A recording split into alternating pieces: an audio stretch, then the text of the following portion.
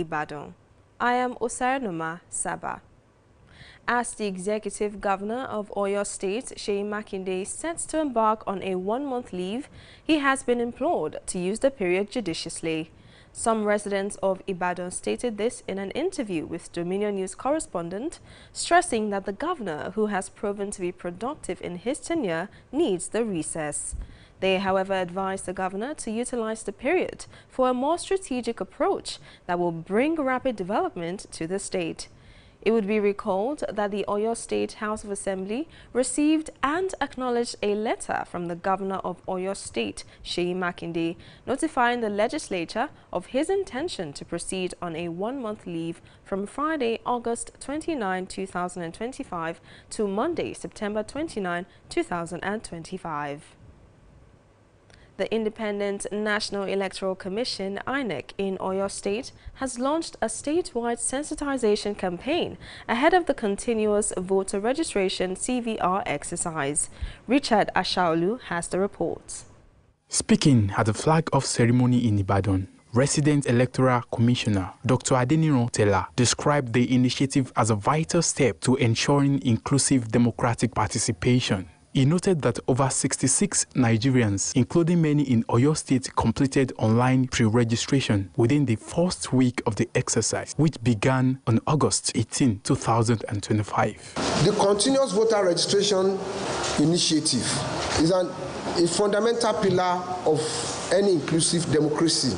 The Commission resumed online registration last week Monday, precisely August 18, with closely 67,951, which is an indication of 4.85% Nigerians completing online pre-registration within first week resumption in Oyo State. Teller emphasized that the physical phase of registration commenced on August 2025 across INEC's state and local government area offices, with biometric capture required for new registrants, clarifying that existing voters seeking to replace or transfer their permanent voter's card can do so online to reduce congestion at registration centers. Already registered voters need not to visit either state office or INEC local government office if they have lost their permanent voter's card. If the PVC is defaced, if they want to transfer their PVC from one local government area, ward or state, as the case may be, in other words, the above could be done online.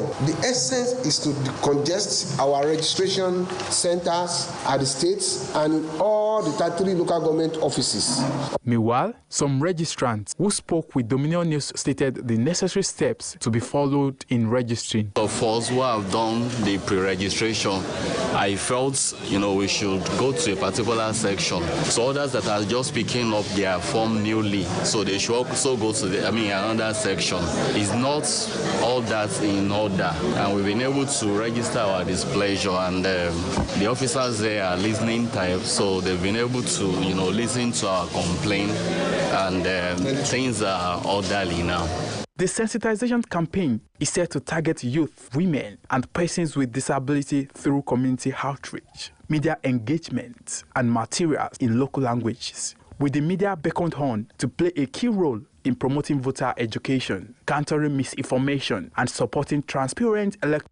Speaking at the flag-off, Osun State Governor Ademola Adeleke has reaffirmed his administration's commitment to transparency, good governance, and people-oriented development as Osun State marks its 34th anniversary. In a statewide broadcast, Adeleke paid glowing tributes to the founding fathers who fought for the creation of Osun from the old Oyo State in 1991, describing their efforts as a legacy of courage and unity. Reviewing his administration's achievements, Adeleke listed the provision of potable water in all 332 wards, construction and rehabilitation of roads and flyovers, rural electrification, and renovation of over 200 primary healthcare facilities and more. The governor urged citizens to work together with the government to achieve a prosperous, peaceful, and inclusive Osun State. Adeleke concluded by thanking the people for their support, assuring them of more impactful projects. In another development, Osun State Governor Ademola Adeleke has initiated the enrollment of inmates from the Ilesha and Ile-Ife correctional centers into a free health program. This announcement was made by Dr. Razak Akindele, the Executive Secretary of the Osun Health Insurance Agency in Osogbo. Dr. Akindele explained that the approval for this initiative followed a heartfelt appeal from Olalekan Oluwadele, the Osun State Controller of Corrections, during a courtesy visit to the governor. Heralding yet another milestone achievement of the People's Governor on the health of our people, which is the free enrollment of the inmates of the correctional centers in Osun State into the Osun Health Insurance Scheme, OIS. This is in fulfillment of the electoral promises of Mr. Governor to make the health care of inhabitants of Osun State a priority. This also shows that Osun State government is ready to collaborate with the federal and even international agencies for the benefit of our people, regardless of political affiliation. The State Controller of the Corrections Service, Olalekan Rotimi Oluwadele, stated that before this initiative, the federal government was solely responsible for the healthcare of inmates. He noted that Governor Adeleke's intervention would significantly enhance access to medical services for the inmates. This gesture by the governor of Osun State, it will go a long way to cushion the effect of maybe what the inmates have been going through. So it's going to be a kind of a huge relief.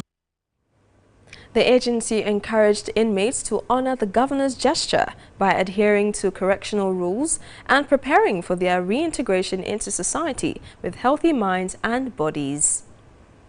Members of the Academic Staff Union of Universities, ASU, at the Federal University of Technology, Akure, FUTA, have called on President Bola Tinubu to honor his promise to prevent the union or any other tertiary education union from going on strike again.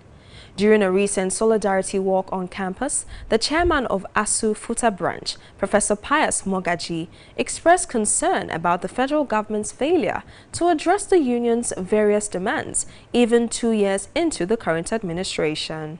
The government of President Bola Tinubu that promised that ASU will not go on strike has not done anything in making sure that ASU will not embark on strike. We don't want to disrupt academic activities, and that is why we are trying to appeal to all meaningful Nigerians across the globe to please help us to beg Mr. President, to help us tell him that it is high time he adhere to demands of ASU. What are the demands of ASU? Renegotiated of 2009 ASU Federal Government Agreement.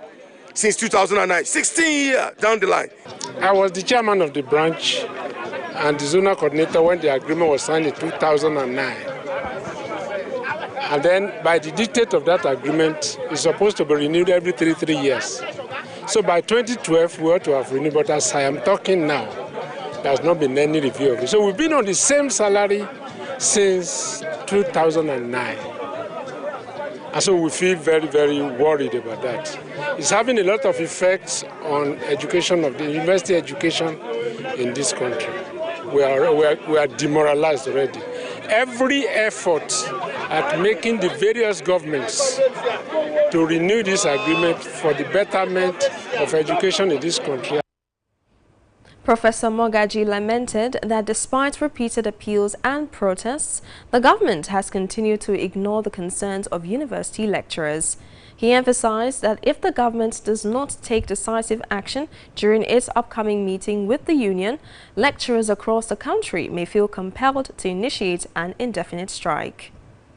On the foreign scene, the United Nations has said there needs to be justice following Israel's double strike on a Gaza hospital, which killed at least 20 people, as an initial Israeli military probe said the strike had targeted a camera positioned by Hamas. Condemnation of the attack, whose victims included 5 journalists and 4 health workers, have been mounting, with the United Kingdom Prime Minister Keir Starmer describing it as completely indefensible. Later on Tuesday, the Israel Defense Forces released its initial inquiry, which identified several gaps for further investigation.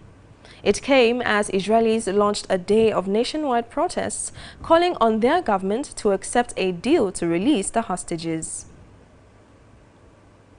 Donald Trump's steep 50% tariffs on India have kicked in weeks after the United States president issued an executive order hitting the Asian country with an additional 25% penalty over its purchases of Russian oil and weapons. This makes India one of the United States' strongest partners in the Indo-Pacific, among the countries paying the highest tariffs in the world. This could deal a blow to exports and growth in the world's 5th largest economy, given that the United States was until recently India's largest trading partner. The tariff setback has sent the Indian government into firefighting mode.